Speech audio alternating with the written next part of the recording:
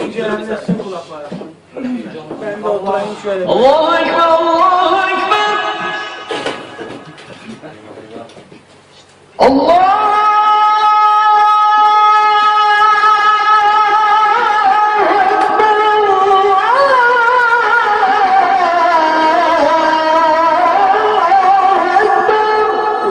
Aslanlarım benim be. Eşhedü en la ilahe illallah.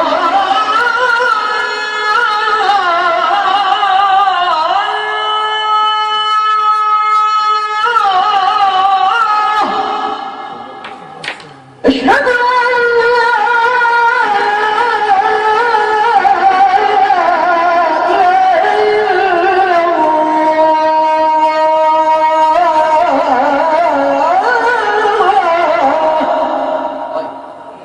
أشهد أن محمدا رسول الله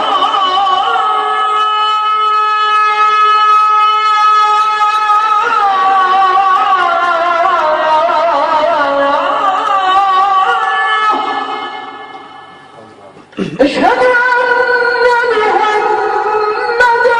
رسول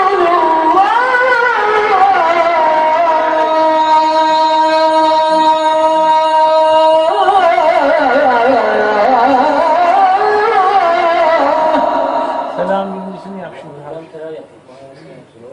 Tamam peki. حي على الصلاة